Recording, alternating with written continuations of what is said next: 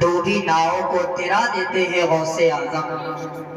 نام لیوا جو کوئی قبر میں گھبراتا ہے، نام لیوا جو کوئی قبر میں گھبراتا ہے، تھپکیاں دے دے کے سلا دیتے ہیں غوث اعظم۔ تھپکیاں دے دے کے سلا دیتے ہیں غوث اعظم۔ باخدا ایسی عنایت نہ دیکھی نہ کہیں سنی، پاؤں پھسلے تو جما دیتے ہیں غوث اعظم۔ پاؤں پھسلے تو جما دیتے ہیں غوث اعظم، جما دیتے ہیں غوث اعظم۔ اونچا جہاں میں نام ہے پیران پیر کا، اونچا جہاں میں نام ہے پیران پیر کا، بگڑی بنانا کام ہے پیران پیر کا۔ اونچا جہاں میں نام ہے پیران پیر کا، بگڑی بنانا کام ہے پیران پیر کا۔ افضل ہے جیسے نبیوں میں پیارے مصطفیٰ، افضل ہے جیسے نبیوں میں پیارے مصطفیٰ، ولیوں میں وہ مقام ہے پیران پیر کا، ولیوں میں وہ مقام ہے پیران پیر کا۔ حضرات، قرآن پاک میں اللہ ارشاد فرماتا ہے یوم نحشر المتقین الی الرحمن وفدا، جس دن ہم متقی لوگوں کو خدا کی بارگاہ میں مہمان بنا کر پیش کریں گے، جس دن ہم متقی لوگوں کو خدا کی بارگاہ میں دولہا بنا کر پیش کریں گے۔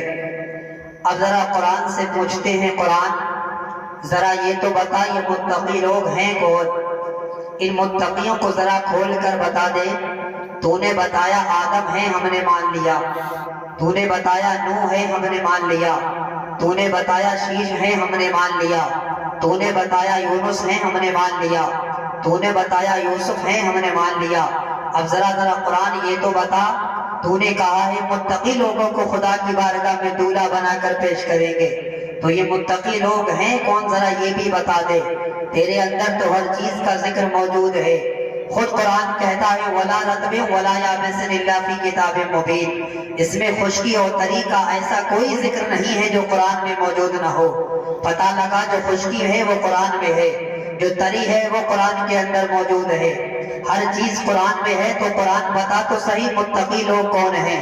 تو قرآن بباغ دوحل پکار کر کہتا ہے ان اولیاء الا المتقون، جو اللہ کے ولی ہوتے ہیں وہی اللہ والے ہوا کرتے ہیں، وہی متقی ہوا کرتے ہیں، وہی پرہیزگار ہوا کرتے ہیں۔ اور متقی کے بارے میں قرآن کہتا ہے جس دن ہم متقیوں کو خدا کی بارگاہ میں دولہا بنا کر پیش کریں گے۔ آئیے ذرا، دولہا آپ کے محلے میں بھی ہوتا ہوگا، دولہا ہمارے یہاں بھی ہوتا ہے، دولہا آپ کے یہاں بھی پایا جاتا ہے، دولہا ہمارے یہاں بھی پایا جاتا ہے۔ وہ ایک الگ بات ہے دولہا جیسا ہوگا، اور ایک بات اپنے معاشرے کا جائزہ لیجئے، جہاں دولہا ہوگا اس کی بارات بھی ہوگی، جہاں دولہا ہوگا اس کے باراتی بھی ہوں گے، جہاں دولہا ہوگا اس کے باراتی بھی اس کے پیچھے ہوں گے۔ بلا تفصیل سمجھانے کے لیے آپ سے کہہ رہا ہوں، آپ کے محلے میں دولہا بنتا ہوگا، جب دولہا بنے گا باراتی بھی پیچھے پیچھے جائیں گے، دولہا بنے گا بارات بھی پیچھے پیچھے جائے گی۔ وہ ایک الگ بات ہے، اگر دولہا اعلیٰ کوالٹی کا ہے تو باراتی بھی زیادہ ہوں گے، اگر دولہا میڈیم کوالٹی کا ہے تو باراتی بھی میڈیم ہوں گے، اگر دولہا تھرڈ کوالٹی کا ہے تو باراتی بھی تھوڑے ہوں گے۔ لیکن آئیے ذرا میں اسی تمہید کے تناسب میں آپ سے دو تین باتیں کر لوں۔ قرآن کیا کہتا ہے؟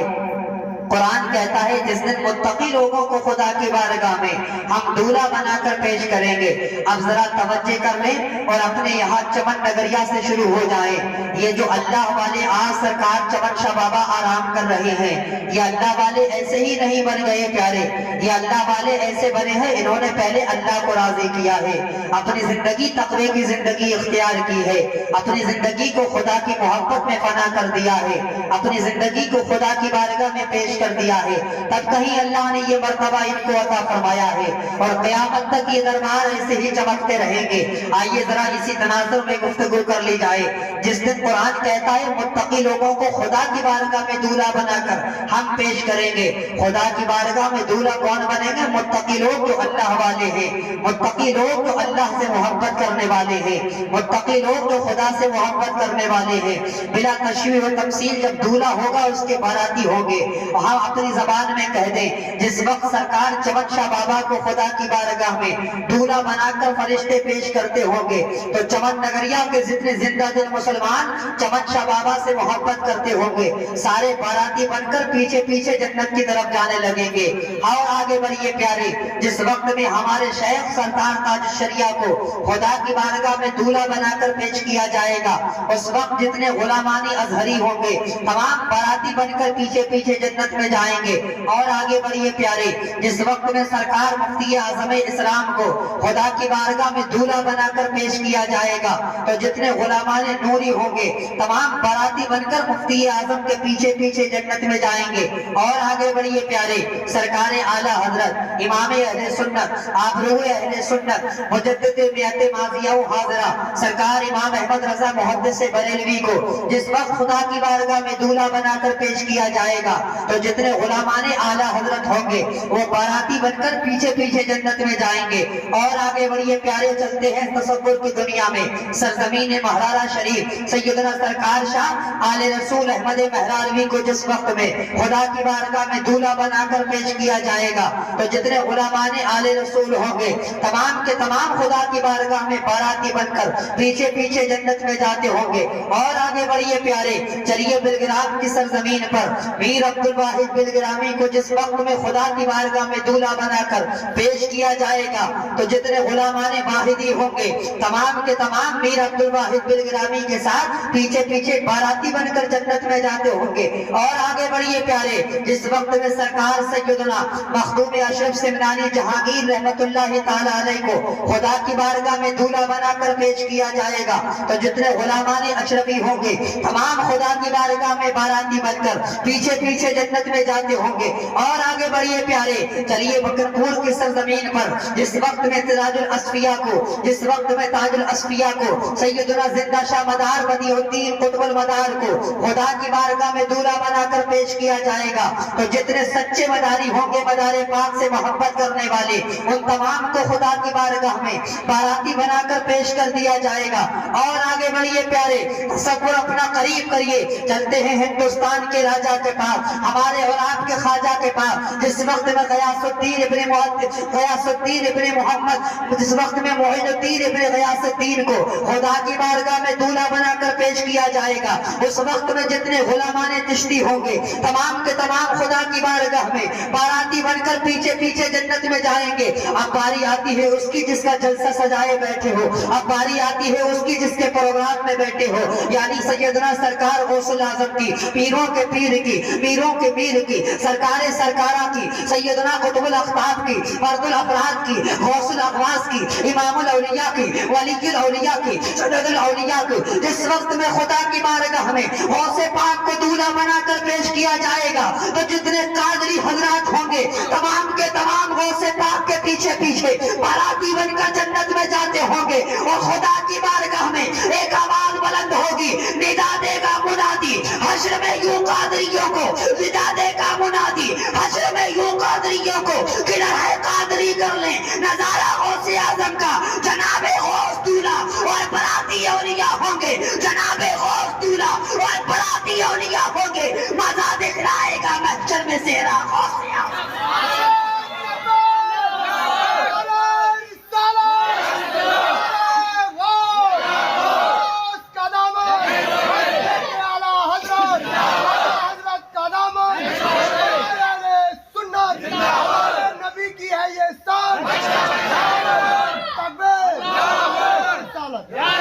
میرا بنے ہے دولہا سب اولیاء براتی، میرا بنے ہے دولہا سب اولیاء براتی، کیا خوب ہے نظارہ محشر کی سرزمین پر۔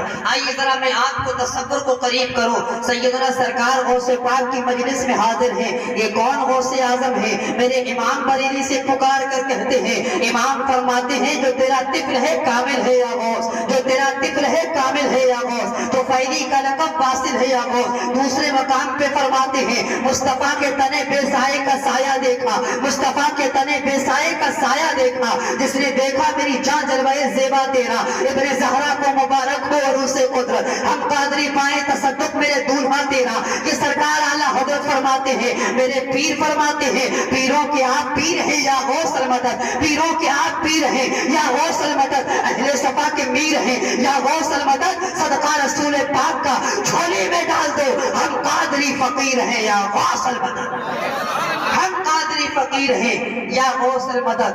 تو مصطفیٰ جان رحمت صلی اللہ تعالی علیہ وسلم کی امت کا ہر ولی کسی نہ کسی نبی کے نقش قدم پر آتا ہے.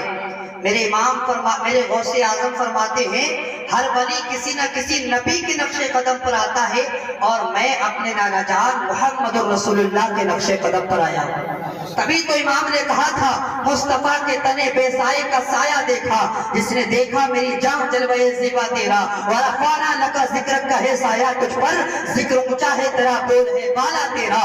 مصطفیٰ کا سایہ, مصطفیٰ کے تنے بے سائے کا سایہ بن کر غوث پاک تشریف لائے تھے. اب ذرا آئیے, جو سایہ ہوتا ہے اس کے اندر عکس نظر آتا ہے, جو سایہ ہوتا ہے اس کے اندر پرتب نظر آتا ہے. غوث اعظم میرے نبی کا کیسا عکس ہے, غوث اعظم میرے نبی کا کیسا پرتب ہے, غوث اعظم میرے نبی کا کیسا آئینہ بن کر دنیا میں تشریف لے کر آئے. ذرا یہ سمجھانے کی کوشش کر دو, میرے آقا مصطفیٰ جان رحمت کی ولادت سے میرے نبی کا چرچا پہلے ہو رہا تھا. ولادت سے پہلے چرچا غوث اعظم کا بھی ہوا. میرے نبی کا چرچا کس شان سے ہوتا ہے, جس وقت میں آدم کو جنت میں رکھا, ایک خطا اجتہادی پر جنت سے باہر کیا, اور آدم علیہ السلام دنیا میں آنے کے بعد 300 سال تک روتے رہے اور آہیں بھرتے رہے, یا اللہ میری خطا اجتہادی کی توبہ کو قبول کر لے. میرے اور آپ کے نبی مصطفیٰ جان رحمت خدا کی بارگاہ میں توبہ کرتے رہے, توبہ کرتے رہے. 300 سال تک آدم علیہ السلام روتے رہے, لیکن توبہ قبول نہیں ہوئی. روتے روتے میرے آقا آدم علیہ السلام نے دیکھا کہ عرش کے ایک پائے پر اللہ کے نام کے ساتھ ایک نام لکھا ہوا ہے, یعنی محمد رسول اللہ لکھا ہے, اللہ کے رسول کا نام لکھا ہے.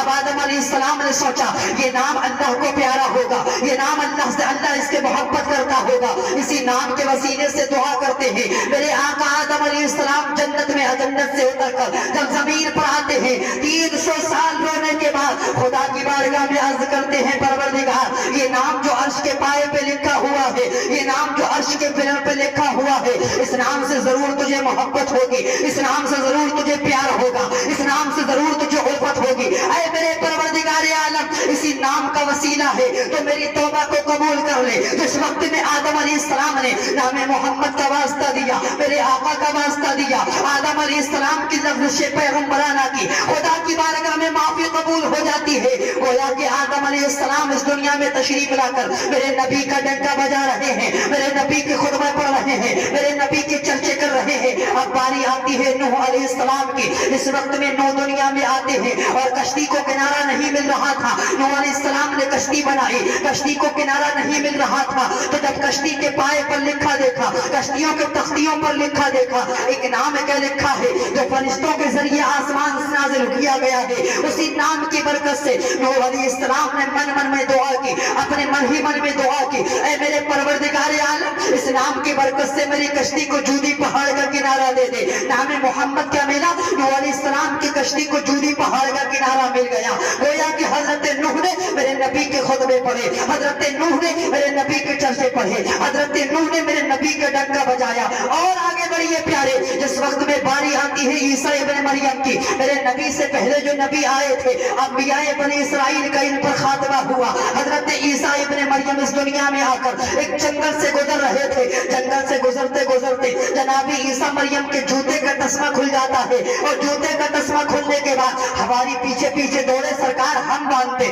پیچھے پیچھے غلام دوڑے سرکار ہم باندھتے. لیکن نانا ابن مریم نے کیا کہا تھا, میرے آقا حضرت عیسیٰ ابن مریم کہتے ہیں کیا وہ وقت ہوگا, کیا وہ موسم ہوگا, کیا اچھا سنہرا موقع ہوگا جس وقت میں آخری نبی اس دنیا میں تشریف لے کر آئیں گے, یعنی آمینہ کا چاند آئے گا, عبداللہ کا لاج دلہا آئے گا. جس وقت میں محمد ابن عبداللہ اس دنیا میں تشریف لے کر آئیں گے اور وہ اسی جنگل سے گزرتے ہو اور ان کا فیتے کا تسمہ کھل جائے, ان کا جوتے کا تسمہ کھل جائے. عیسیٰ ابن مریم کو اگر ان کے جوتے کا تسمہ باندھنا میسر ہو جائے تو عیسیٰ ابن مریم کے مقدر کی معراج ہو جائے گی. گویا آ کے پتہ چلا عیسیٰ نے میرے نبی کا کلمہ پڑھا، عیسیٰ نے میرے نبی کا خطبہ پڑھا، عیسیٰ نے میرے نبی کے ڈنکے بجائے، عیسیٰ نے میرے نبی کے چرچے پڑھے، پھر تو قرآن نے بھی کہہ دیا جو عیسیٰ نے کہا تھا وَمُبَشِّرًا بِرَسُولٍ يَأْتِي مِن بَعْدِهِ اسْمُهُ أَحْمَدُ، میں اس ایسے کی خوشخبری دے رہا ہوں جو میرے بعد آئے گا، اس کا نام احمد ہوگا۔ زمین پر میرے نبی کا نام محمد ہے،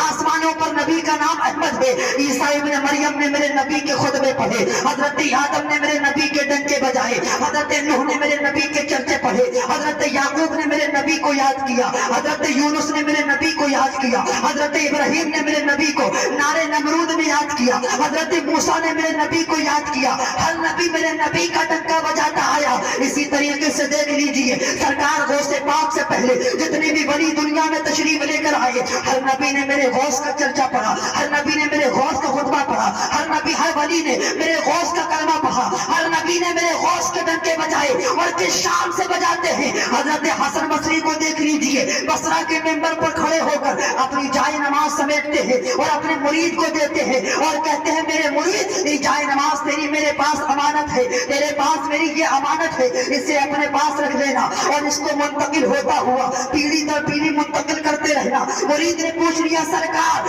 آخر یہ امانت آپ کی جائے گی کہاں؟ تو میرے آقا حسن بصری نے کہا تھا بغداد کے اندر ایک بچہ سن 470 ہجری میں پیدا ہوگا، نام اس کا عبد القادر ہوگا، لوگ اسے غوث پاک کے نام سے جانیں گے، نام اس کا عبد القادر ہوگا، کوئی قطب الاقطاب کے نام سے جانے گا، کوئی فرد الافراد کے غور نام سے جانے گا۔ وہ بچہ آئے گا اور بغداد کے منبر پر کھڑے ہو کر ایک اعلان کرے گا قدمی حاضری علی رقبت کل ولی اللہ، میرا یہ قدم اللہ کے ہر ولی کی گردن پر ہے۔ وہ جب اعلان کرے گا تب کرے گا حسن بصری آپ سے ہی اس کے قدم کو اپنی گردن پر لے رہا۔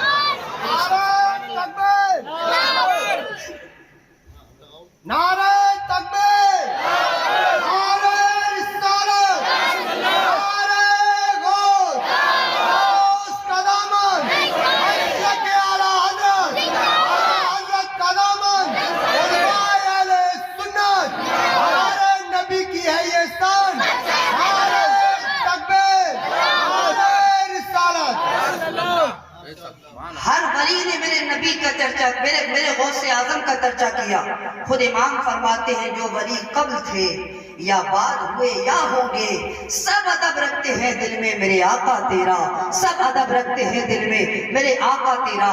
میں نے کہا تھا غوث اعظم میرے نبی کا عکس بن کے تشریف لائے تھے۔ اگر توجہ ہے تھوڑی علمی گفتگو آپ سے ایک بات کر لوں، اس کے بعد میں اپنی بات اختتام کی طرف لے آؤں۔ میرے نبی مصطفیٰ جان رحمت کے دو بیٹے، آپ نے بارہا سنا ہوگا، ایک کا نام حسن، دوسرے کا نام حسین۔ میں دو بیٹے اس لحاظ سے کہہ رہا ہوں قرآن نے ان کو بیٹا کہا ہے۔ قُلْ يَا أَهْلَ الْكِتَابِ تَعَالَوْا إِلَىٰ كَلِمَةٍ سَوَاءٍ بَيْنَنَا وَبَيْنَكُمْ وَنِسَاءَنَا وَنِسَاءَكُمْ وَأَبْنَاءَنَا وَأَبْنَاءَكُمْ۔ تم اپنے بیٹے لے کر آؤ، ہم اپنے بیٹے لے کر آئے۔ تو میرے نبی کس کو لے کر گئے تھے؟ جو مباہلے کا چیلنج ہوا تھا، میرے آقا حضرت امام حسن کو لے کر گئے تھے، امام حسین کو لے کر گئے تھے۔ قرآن نے حضور کا بیٹا کہا۔ میرے نبی کے دو بیٹے، نام ایک کا حسن، دوسرے کا حسین۔ امام حسن کی نسل میں بظاہر کوئی اتنا بڑا ولی تشریف نہیں لایا۔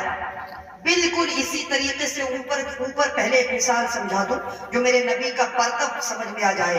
ابراہیم علیہ السلام کے بھی دو بیٹے، ایک کا نام حضرت اسحاق اور ایک کا نام حضرت اسماعیل، جس کے نام سے زمزم شریف چلتا ہے، وہ حضرت اسماعیل علیہ السلام کو ایک الگ داستان ہے، اگر اس پر گفتگو ہو تو لمبا وقت چاہیے۔ سرکار ابراہیم علیہ السلام کے دو بیٹے، ایک کا نام اسماعیل، ایک کا نام اسحاق۔ اسحاق علیہ السلام کی نسل بالکل جاری و ساری رہی۔ ان کی نسل میں یعقوب علیہ السلام نبی، ان کی نسل میں حضرت یوسف علیہ السلام نبی، ان کی نسل میں حضرت اسحاق علیہ السلام خود بھی نبی۔ گویا کہ ان کی نسل میں نبیوں کا سلسلہ آتا رہا، نبیوں کا سلسلہ جاری رہا، لیکن کوئی نبی اس شان کا نہ ہوا، کوئی نبی اس مرتبے کا نہ ہوا، کوئی نبی اس شان کا اور اس بلندی کا نہ ہوا۔ جو دوسرے بیٹے جو حضرت اسماعیل علیہ السلام، ان کی نسل میں نبی آتے رہے، کبھی یعقوب آئے، کبھی یوسف آئے، کبھی موسیٰ آئے، کبھی عیسیٰ آئے، ان کی نسل میں نبی آتے رہے، لیکن کوئی نبی اتنا مشہور نہ ہوا ہوا جتنا اسماعیل علیہ السلام کی نسل میں ایک آیا اور سب پر غالب آ گیا، یعنی ہمارے اور آپ کے نبی تشریف لے کر آئے۔ اسماعیل علیہ السلام کی نسل میں، اسحاق علیہ السلام کی نسل میں انبیاء آئے لیکن کوئی شان کا نہ آیا، لیکن اسماعیل کی نسل میں صرف ایک نبی آیا اور سارے انبیاء پر غالب آ گیا، سارے نبیوں پر غالب آ گیا، سارے نبیوں کی شان بن کر آیا۔ بالکل اسی طرح امام حسن کی نسل جاری رہی، امام حسین کی نسل بھی جاری رہی۔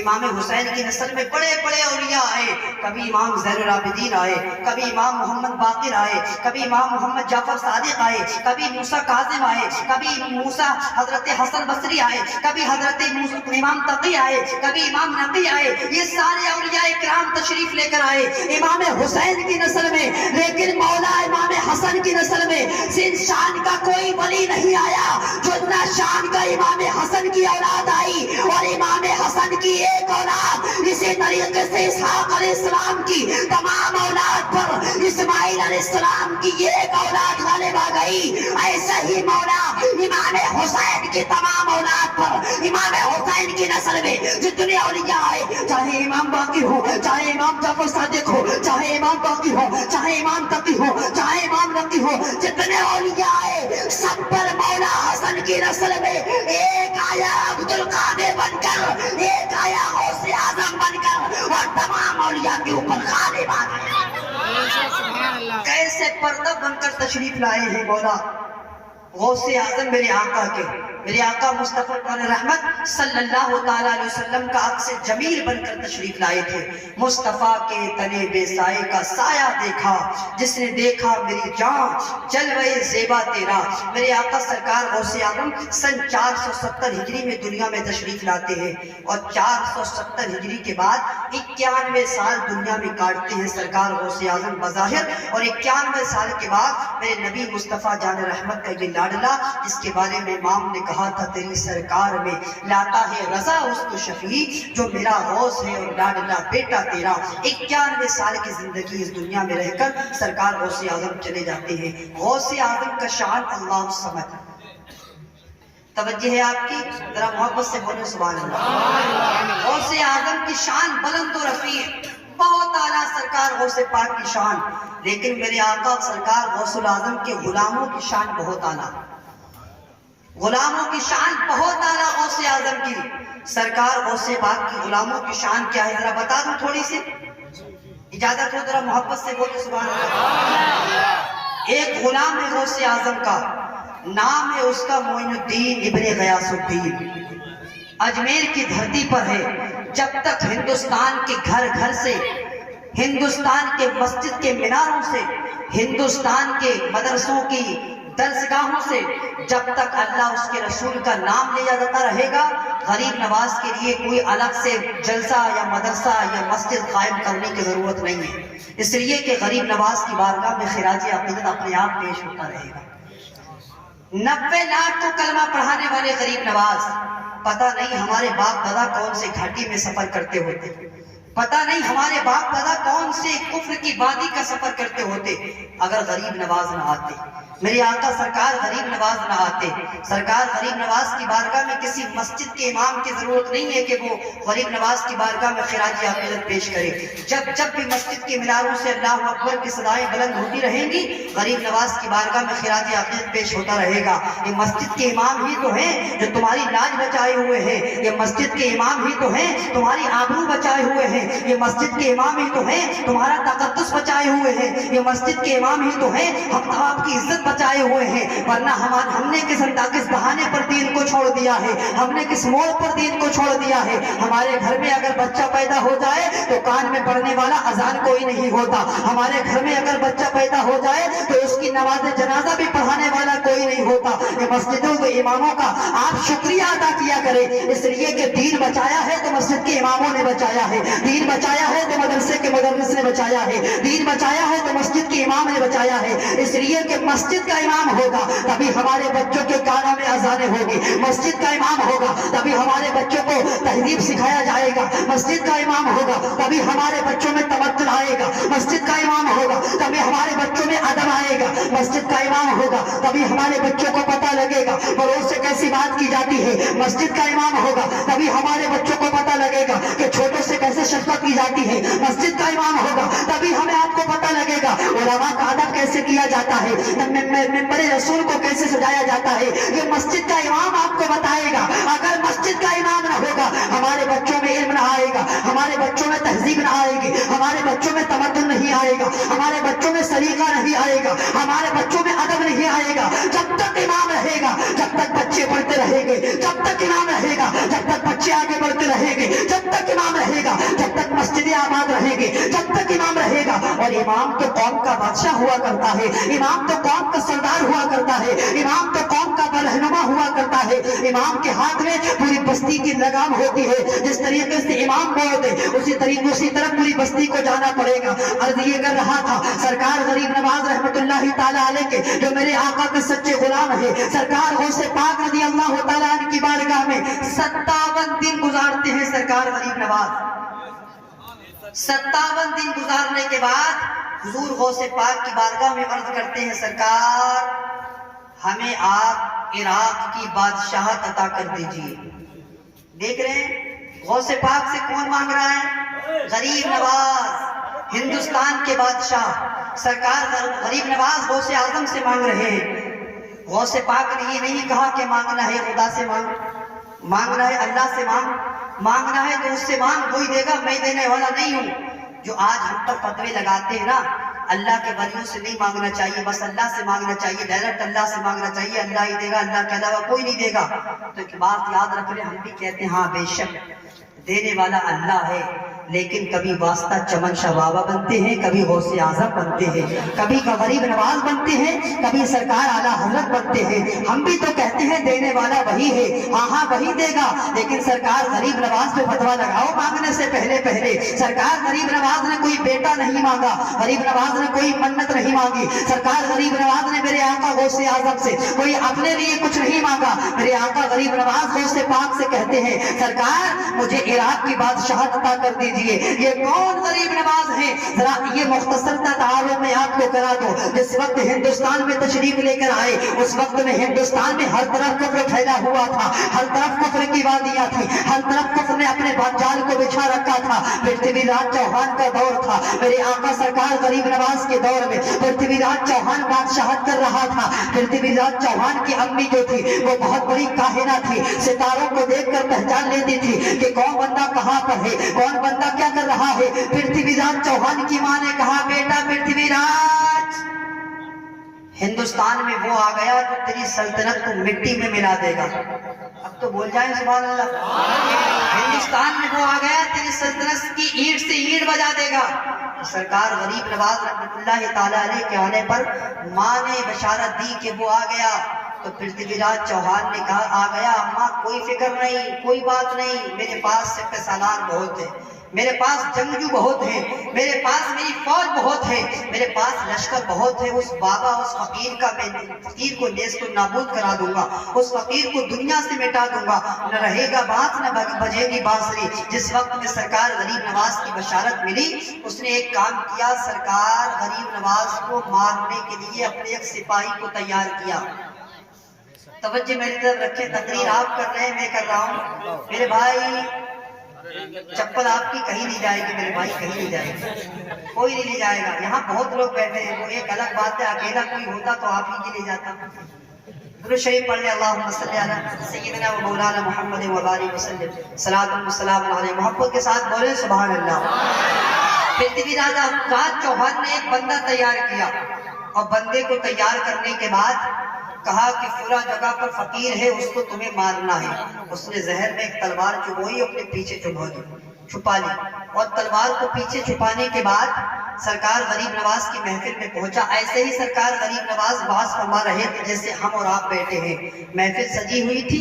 میرے آقا سرکار غریب نواز تقریر کر رہے تھے, لوگوں اس کی عبادت کرو جس نے ہم کو پیدا کیا ہے, اس کے آگے جھکو جس نے چاند کو بنایا ہے. دور ایسا تھا کوئی چاند کو دیکھتا تھا اس کے آگے ہاتھ باندھ لیتا تھا, کوئی سورج کو دیکھتا تھا اس کے آگے ہاتھ باندھ لیتا تھا. لیکن باہر غریب نواز, باہر سرکار خواجہ میرے آقا سرکار غریب نواز راستے سے گزر رہے تھے. سرکار غریب نواز نے دیکھا کوئی آگ کو پوج رہا ہے, کوئی چاند کی عبادت کر رہا ہے, کوئی سورج کی عبادت کر رہا ہے. تو کیا دیکھتے ہیں غریب نواز پنڈت کے پجاری ہے, آگ کو پوج رہے ہیں. سرکار غریب نواز نے پوچھ لیا تم یہ کیا کر رہے ہو؟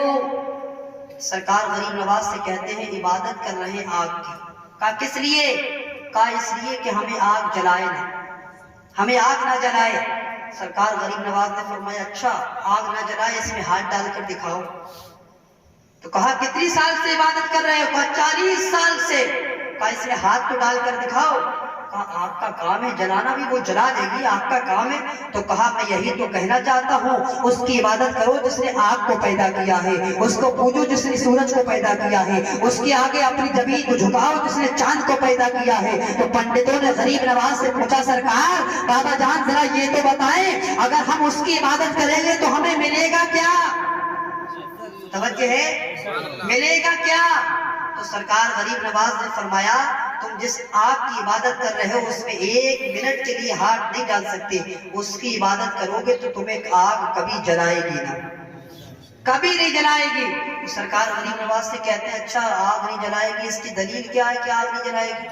سرکار غریب نواز نے سوچا اچھا موقع ہے مجھ کو کرامت دکھانے کا.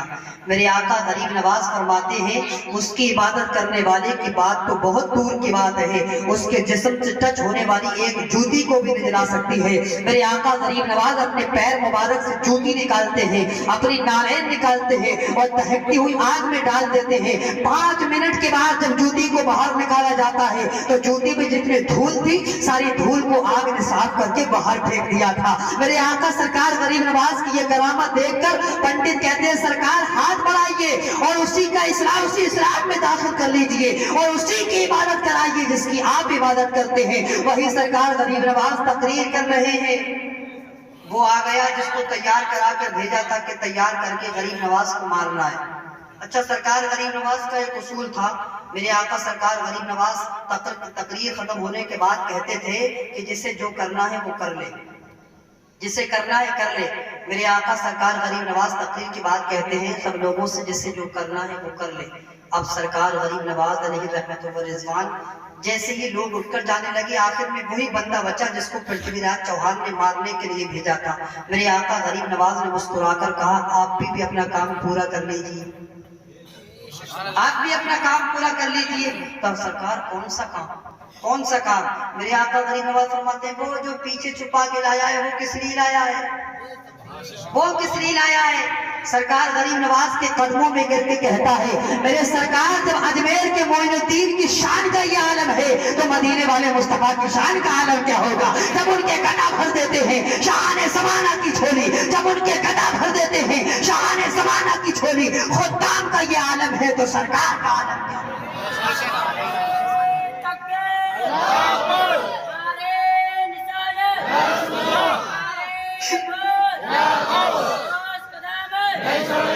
یہ سرکار غوث اعظم کی غلاموں کی شان ہے. یہی غریب نواز نے کہا تھا عراق کی بادشاہت دے دیجیے. غوث پاک فرماتے آتیت العراق لشہاب الدین سہروردی و آتیت الہند, جاؤ ہم نے عراق کی بادشاہت تو شہاب الدین کو عطا فرمائی, ہم نے تمہیں ہندوستان کا بادشاہ بنا کر بھیجا ہے. تبھی تو ہم کہتے ہیں تیری زمین تیرا آسمان ہے خواجہ, اسی لیے یہ بھارت مہان ہے خواجہ. بس ایک قطرے کا مانند ہے انا ساگر, تیرے کاسے میں پورا ہندوستان ہے. ایک غلام ہے غوث پاک کا, نام ہے اس کا مہر علی شاہ. لاہور پڑوسی ملک کی اسٹیشن پر بیٹھے ہوئے تھے مہر علی شاہ. ایمان تازہ ہو جائے گا انشاءاللہ اگر واقعہ آپ نے محبت سے سن لیا. لاہور کی اسٹیشن پر بیٹھے ہوئے تھے مہر علی شاہ, اسٹیشن پر بیٹھ کے تسبیح پڑھ رہے تھے. اللہ اللہ اللہ اللہ کا ورد کر رہے تھے. اللہ والے جو ہوتے ہیں وہ اللہ کا ورد کرتے ہیں. اللہ والے ہوتے ہیں آپ کو اللہ کے قریب لے جائیں گے. امام صاحب آپ کو خدا کی بارگاہ تک پہنچاتے ہیں نہ کہ اپنے پاس تک رکھتے ہیں. امام کے پیچھے جب ہاتھ باندھ کر کھڑے ہوتے ہو نا اللہ اکبر تو دنیا و مافیہا سے بے نیاز ہو کر آپ کو خدا کی بارگاہ تک پہنچا دیتے ہیں. باہر سکندر و مقدر ایسا ہو تو کیسا ہو, امام کے پیچھے جب ہاتھ باندھ کر کھڑے ہوتے ہیں کوئی کسی کی بارگاہ تک چاپلوسی کر کے پہنچاتا ہے, کوئی کسی کی بارگاہ تک پہنچاتا ہے, اور اچھا ہے تو وہ بریلی کے ڈی ایم تک پہنچا دے گا, اور اچھا ہے تو وہ سی ایم تک پہنچا دے گا, اور بڑا ہے تو وہ پی ایم تک پہنچا دے گا. لیکن باہر امام تیری عظمتوں کے قربان, باہر امام تیری مرتبے کے قربان, باہر امام تیری شان کے قربان, تو نے کسی ڈی ایم ایس پی اور ایس پی کے اور پی ایم کے تک نے پہنچایا, ہمیں پہنچایا تو ہمارے پروردگار تک پہنچایا, ہمارے رب تک پہنچایا, ہمارے خدا تک پہنچایا جس نے سارے پالنہار کو پیدا کیا, اس تک پہنچایا. کیا شان ہے امام کی, اماموں کی قدر کیا کریں. اللہ کا ایک بندہ ہے غوث پاک کا غلام ہے, اللہ اللہ اللہ تسبیح گرا رہا ہے. لاہور کے اسٹیشن پر تسبیح پڑھ رہے بیٹھے ہوئے, ایک پولیس آفیسر سامنے سے آتا ہے, اس کے ریوالور بندوق تمنچا لگا ہوا تھا بغل میں. جب تمنچا دیکھا تو اس نے اچھا تسبیح جو تھی وہ سرکار مہر علی شاہ کی موٹے موٹے دانے کی تھی, لمبی لمبی تسبیح تھی. اس نے دیکھا کہ بابا کے ہاتھ میں ہے کیا, بابا کے ہاتھ میں کیا ہے. جب تسبیح دیکھی تو اس سے رہا نہیں گیا, اس نے پوچھ لیا سرکار یہ آپ کے ہاتھ میں ہے, یہ کیا ہے؟ توجہ ہے آپ کی, کہا یہ آپ کے ہاتھ میں ہے, یہ کیا ہے؟ تو سرکار پیر مہر علی شاہ نے اس کی بغل میں جو وہ لگا ہوا تھا تمنچا ریوالور, اس کی طرف اشارہ کر کے کہا تمہاری بغل میں جو لگا ہے وہ کیا ہے؟ توجہ ہے آپ کی, انشاءاللہ مچلیں گے مزہ آئے گا. کہا آپ کی جو بغل میں لگا ہوا یہ کیا ہے؟ تو توجہ دے رکھیں, حضور تشریف لے جا رہے ہیں, اللہ کریم حضرت کا سایہ ہمارے اوپر صادر عطا فرمائے. ذرا محبت سے بولے سبحان اللہ. کہا یہ جو بغل میں آپ کے لگا ہے یہ کیا ہے؟ توجہ آپ میری طرف رکھیں گے تو میں آپ کو بتاؤں گا کہ یہ ہے کیا. حضرت تشریف لے جا رہے ہیں, آرام سے راستہ بنا دیجیے.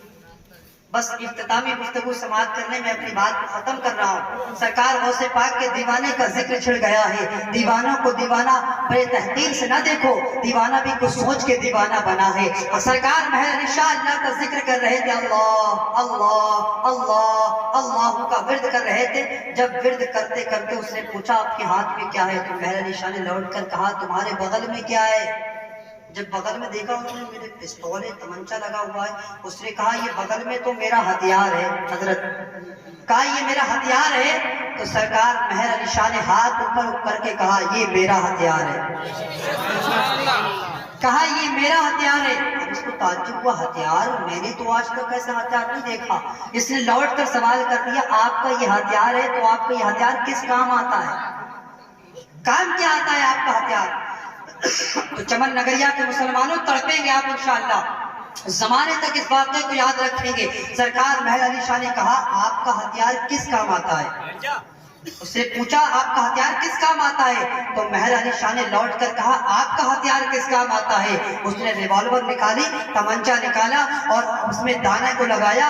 سامنے درخت پہ ایک چڑیا بیٹھی ہوئی تھی, اس نے نشانے کو لگا کے چڑیا کو زمین پر ڈھیر کر دیا. اب سرکار مہر علی شاہ کو جلال آتا ہے, جلالی بزرگ ہے مہر علی شاہ. اس وقت میں اپنی چیئر سے اٹھتے ہیں جو اسٹیشن پہ بچھی ہوئی تھی, اسی کرسی سے اٹھتے ہیں اور اٹھنے کے بعد مرے ہوئے پرندے کے پاس جا کر اس کے چاروں طرف ارد گرد گھما کے کہتے ہیں قم باذن اللہ,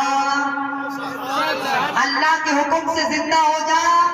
جب اللہ کے حکم سے اتنا کہا اللہ نے پرندے میں جان ڈال دی, پرندہ زندہ ہو کر اڑنے لگا. جب یہ کرامت اس آفیسر نے دیکھی, جب یہ کرامت اس پولیس والے نے دیکھی تو سرکار مہر علی شاہ سے کہتا ہے سرکار آپ کو یہ ہتھیار ملا کہاں سے, آپ کو یہ ہتھیار ملا کہاں سے؟ تو سرکار مہر علی شاہ کہتے ہیں تمہیں یہ ہتھیار کہاں سے ملا؟ تو سرکار مہر علی شاہ سے کہتا ہے گورنمنٹ آف پاکستان جس کی میں ملازمت کرتا ہوں, نوکری کرتا ہوں, جاب کرتا ہوں, مجھے اس حکومت نے یہ ہتھیار دیا ہے. تو کہا سرکار مہر علی شاہ نے, سنی زندہ دل مسلمان محبت سے بولیں گے سبحان اللہ, کہا کہ آپ کو ہتھیار گورنمنٹ آف پاکستان سے ملا ہے, جہاں کی آپ نوکری کرتے ہیں, جہاں کی آپ حکومت کی ملازمت کرتے ہیں, جہاں کی آپ جاب کرتے ہیں, اور میں جہاں کی غلامی کرتا ہوں. سرکار بڑے پیر دستگیر کی بارگاہ سے عطا ہوا ہے, مجھے غوث پاک کی بارگاہ سے عطا ہوا ہے. جب اتنا کہا تو پولیس والا قدموں میں پکڑ کر گڑ گڑا کر کہتا ہے سرکار یہ ہتھیار مجھے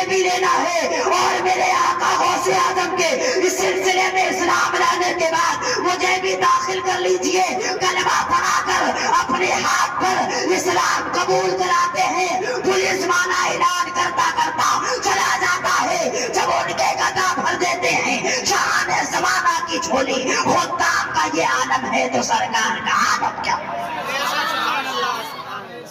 یہ میرے آقا غوث اعظم کی شان ہے. کام ملا کہاں سے؟ غوث پاک کی بارگاہ سے ملا ہے.